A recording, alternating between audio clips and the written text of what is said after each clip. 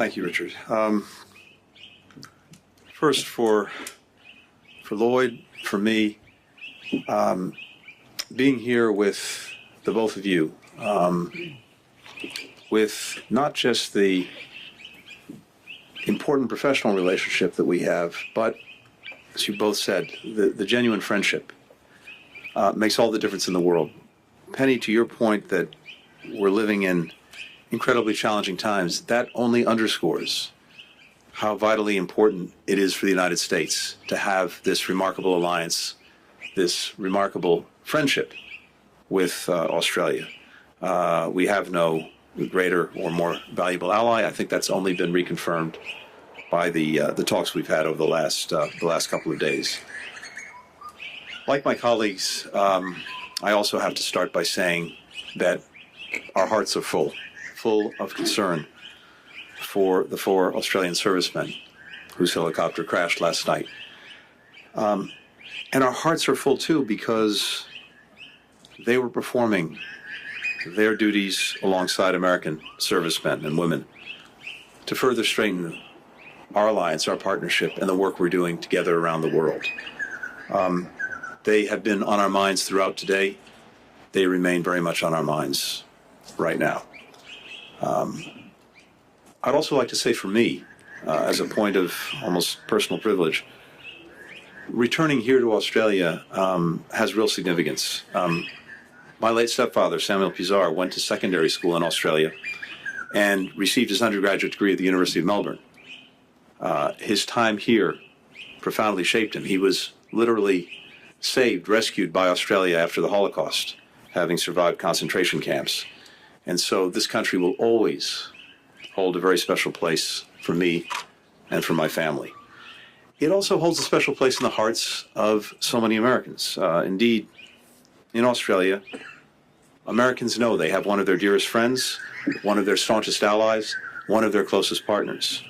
For over 7 decades now, we have worked so closely together as allies. And indeed, this is our 33rd such consultation. And I agree very much with what Richard and Penny have both said. Our relationship has never been stronger or more important for us, and I would argue for the world. Chief among our discussions today was the shared commitment that we have to advance a free, open, secure, prosperous, resilient, and connected Indo-Pacific. But what do we actually mean by that?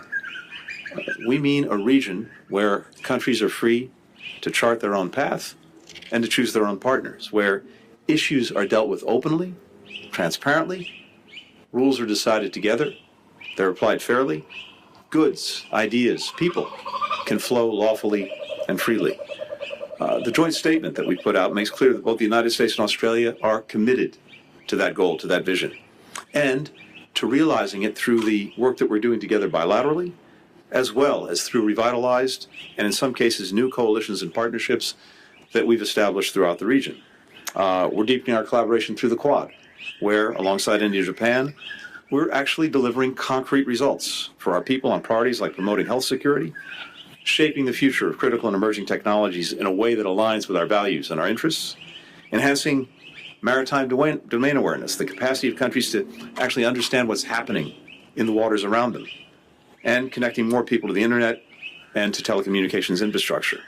One of the ways I note that we're doing that is through the Quad Partnership for Cable Connectivity Resilience, where Australia's leadership is helping to connect more people to trusted and secure undersea cable systems.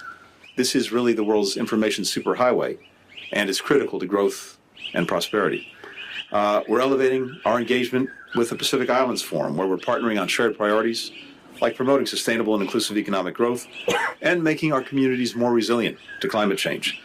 The United States is committed to broader and deeper cooperation with Pacific Island countries, which is why Secretary Austin, Second Gentleman Emhoff, Secretary Holland, and I have each visited different Pacific Island countries just in the past week alone.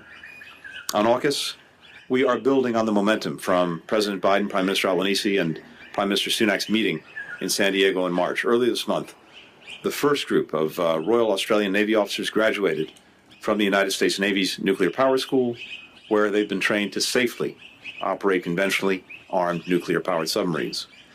At the same time, Our two countries are defending the international rules-based order, which has underwritten peace and security for decades, and which ensures that each country can make its own sovereign decisions free from any coercion.